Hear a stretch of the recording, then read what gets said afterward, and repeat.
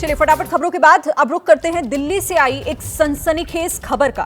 दिल्ली में 11 साल के मासूम की कातिल को पुलिस ने गिरफ्तार कर लिया है। पुलिस को यह कामयाबी 300 सीसीटीवी खंगालने और 3 दिन की कड़ी मशक्कत के बाद मिली है। 10 अगस्त को 11 साल के दिव्यांश की गला घोंटकर हत्या कर दी गई थी। आरोपी पूजा ने शव को बेड में छिपा दिया था। बताया जा रहा है कि मृतक बच्चे के पिता जितेंद्र के साथ आरोपी पूजा 2019 से लिव इन रिलेशनशिप में थी और जितेंद्र ने पूजा से अपनी पत्नी को तलाक देकर शादी का वादा किया था।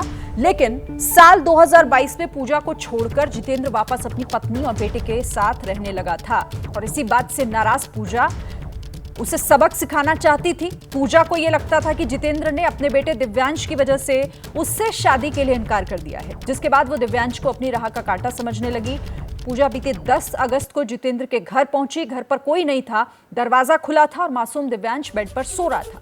पूजा ने दिव्यांश का गला घोंटकर उसकी हत्या कर दी और बेड में शव को छिपाकर भाग गई थी। लेकिन अब वो पुलिस की गिरफ्त में है और पुलिस के मुताबिक उसने अपना जुर्म कबूल कर लिया है। तो 3 दिन तक पुलिस को काफी मेहनत मशक्कत करनी पड़ी। कई सीसीटीवी फुटेज खंगाले गए, जिसके बाद आखिरकार पता चल पाया कि आखिर ये षड्यंत्र किसने रचा। 11 साल का मासूम जिसका मर्डर कर दिया गया था, गला दबाकर जिसकी हत्या कर दी थी और उसका शव बेड के अंदर छिपा दिया था। बताया जा रहा है घर पर कोई नहीं था उस वक्त।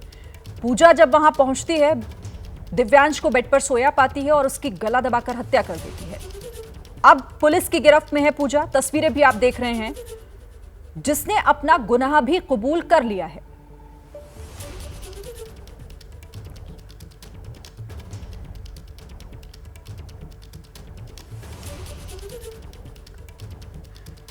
तो 11 साल का मासूम था दिव्यांश, जो सो रहा था, गहरी नींद में था, लेकिन पूजा ने उसका मर्डर कर दिया।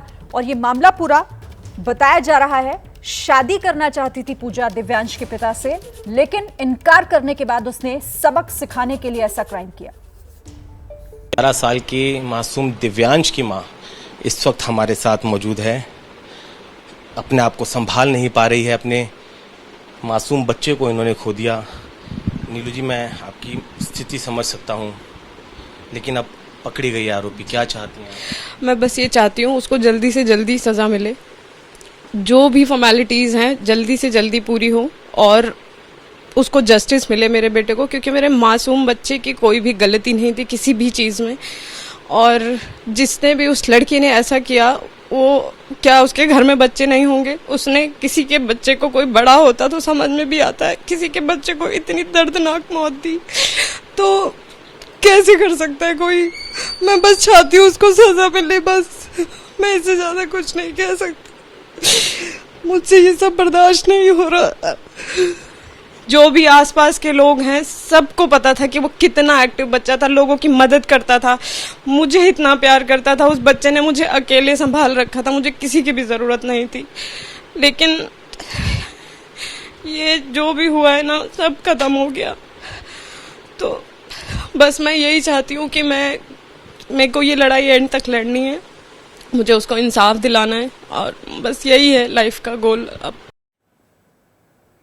मां को आपने सुना। देखिए, 3 दिन में पुलिस ने आखिरकार आरोपी को पकड़ पाई पुलिस, क्योंकि 300 सीसीटीवी फुटेज खंगाले गए थे।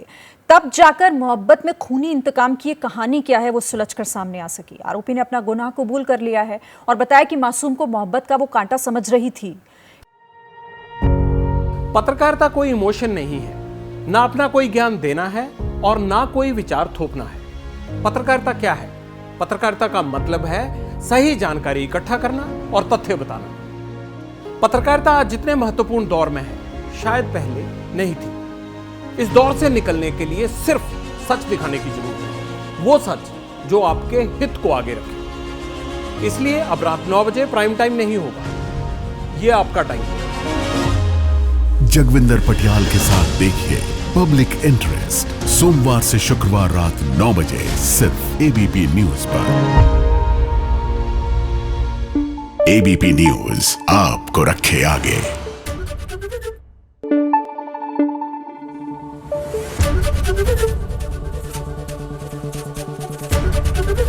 एबीपी न्यूज आपको रखे आगे।